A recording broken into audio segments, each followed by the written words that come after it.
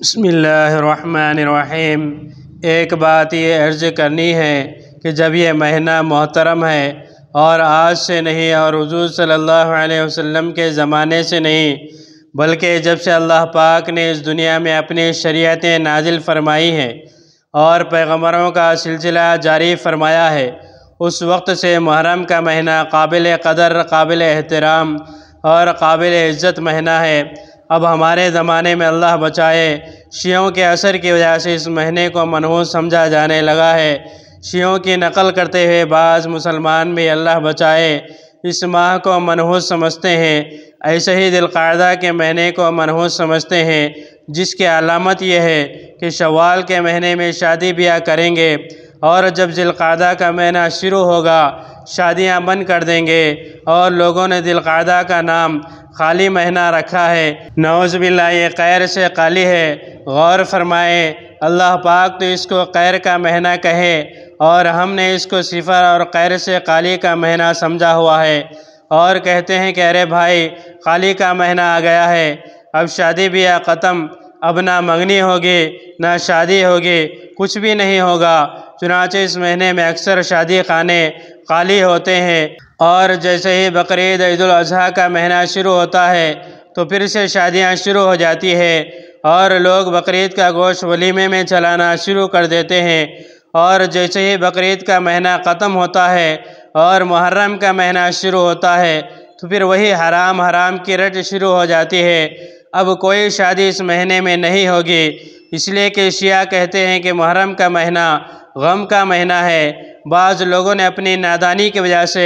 محرم کے مہینے کو حرام سمجھ لیا ہے، حالانکہ محرم کے معنی یہاں حرام نہیں بلکہ محرم کے معنی محترم کے ہیں۔ یہ حرام ہونے کا مفہوم اس کے ساتھ اپنی طرف سے چپکا لیا ہے، اور دراصل وجہ یہ ہے کہ چونکہ شیعہ اس مہینے کو منحوس سمجھتے ہیں، بعض مسلمان نے ان کے ساتھ رہ کر ان سے یہ اثر لیا کہ جیسے شیعہ اس مہینے میں شادیاں نہیں کرتے بلکہ 10 محرم کے دن تو شادی کرنے کو حرام سمجھتے ہوں گے، یکم سے لے کر 10 محرم تک کوئی شادی بیاہ نہیں ہوتا کیونکہ وہ غم کا مہینہ سمجھتے ہیں۔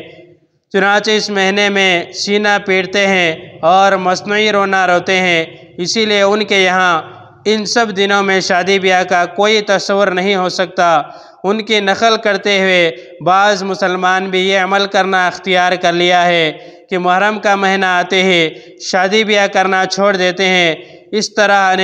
بعض مسلمان نے اس مہینے کو اپنے عمل سے منحوس سمجھ لیا، حالانکہ یہ بڑی سنگین غلطی ہے، کیونکہ وہ مہینہ جو شروع سے محترم چلا آ رہا ہے اور اسلام میں بھی وہ محترم مہینہ ہے، مگر کچھ مسلمانوں نے اپنی لا علمی، نادانی اور جہالت کی وجہ سے